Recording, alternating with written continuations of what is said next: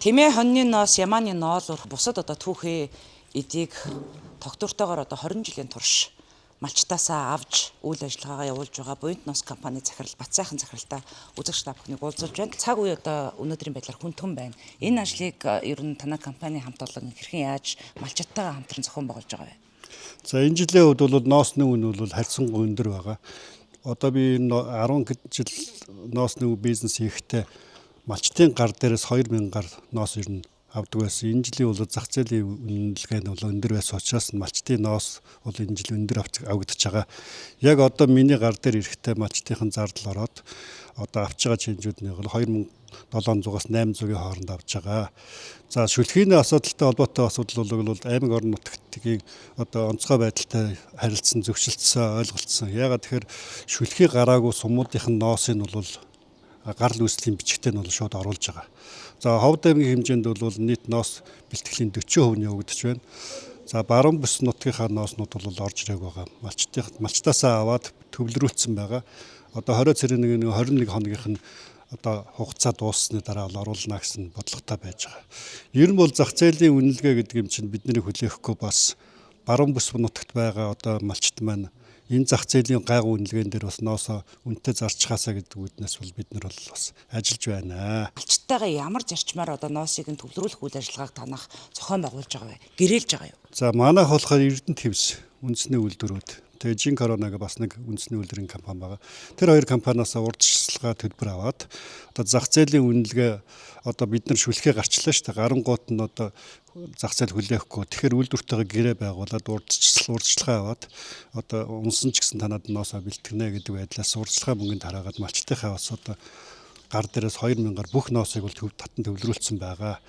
Одоо бид нар бол яалтчгүй давагдчихгүй хүчин зүйлийн шүлхээ өвчин дээр ноосоо ингээд оруулаад өвчин халдаах нь гол нь ш. Цаг хугацааны хувьд одоо шүлхээний вакцин хийснээс 21 хоногийн дараа бол түүхийд оруулж болно гэдэг онцгой өмсөн шийдвэр гарсан. Тэрийг бид нар баруун бүсээгээ хүлээж байна. Үндсэндээ бол Ховд аймгийн хэмжээнд бол баруун бүс нутг нь хонь ихтэй.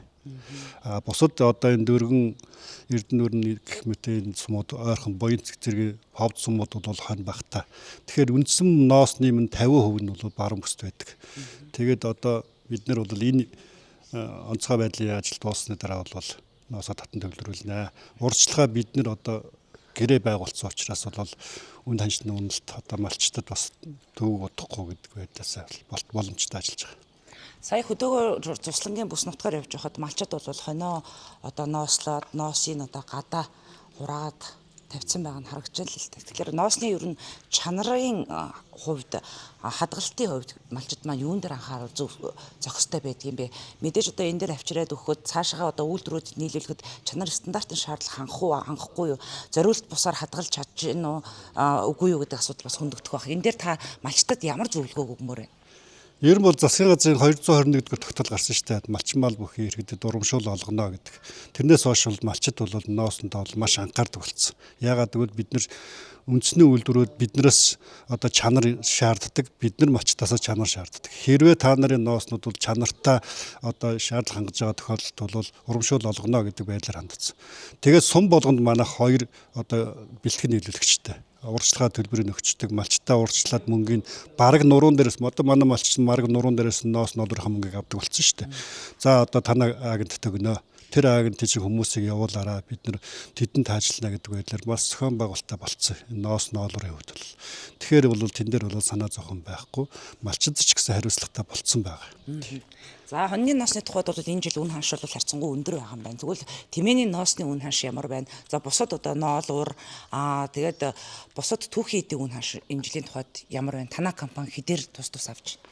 За манайх бол тэмээний ноосыг 23-аас 24 мянган хооронд авсан. Одоо ингээд тэгтээ тэмээний ноос бол борлуулж амжааг байгаа. Яагаад тэгэхээр шүлхийтэй холбоотой одоо бид нар чинь ингэж байгаа шүү дээ. Бусад аймагуд болохоор сав баглаа бодол гарал үүслийн бичгтээ ингэж аймаг орон нутгаар дамжуулж байгаа. Ялангуяа Ховд аймгийн түүхий эдийг бол гаргахад бас төвөгтэй болсон шүү дээ. Тэгэхээр яг ном дөрмийн дагуу гарал үүслийн бичгтээ машинтай ингээд явах нь бол зөв зүйтэй. Бид нар бүрхүүлтэй машинаар ингээд голдоо очиж байгаа.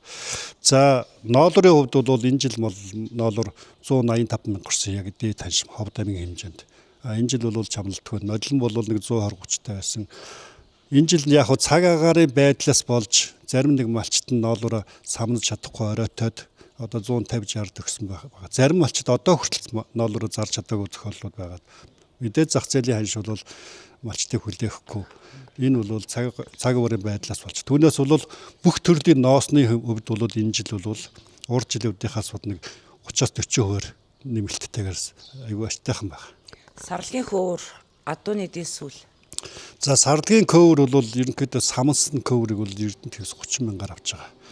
Самнан гэдэг чинь одоо сарлагын одоо мөнгө хайрхан дуут зэрэг нөгөө ногоо алт хөтбөр байсан шүү дээ. Тэрний хүрээнд бол малчт нь бол айгүй сайн самнаас сурцсан байгаа. Тэр нь бол яг зах зээлийн жамын ёсоор. За адууны дийлний хувьд бол 1000 төгрөгтэй байгаа. Зах зээлийн үнэлгээгээр хөдөө орон нутгаас 1000-аар аваад аймаг орон нутагт 1800 орчим гэдэг тиймэрхүү байж байгаа. За баярлалаа. За Ховд аймгийн тухайд бол нийтдээ ноос татаа авалтын одоо 40 орчим хувийг одоо буйнт ноос компани одоо хамт олон хийгээд байгаа юм байна. Мэдээж одоо шүлхэтэй холбоотой 21 хоногийн одоо 20 цэрийн дэглэм суларсны дараагаар буюу вакцины одоо үйлчлэх хугацаа дуусны дараагаар за ноос таталтын үлдсэн 60%-ийг одоо баруун сумд руугаа голчлон хийхээр төлөвлөж байгаа гэдэг талаар тус компани захирал Бат сайхан үзэгч та бүхэнд мэдээлэл болгож хүргэж байна. Харлын хөвөр бүхэл үгийг авах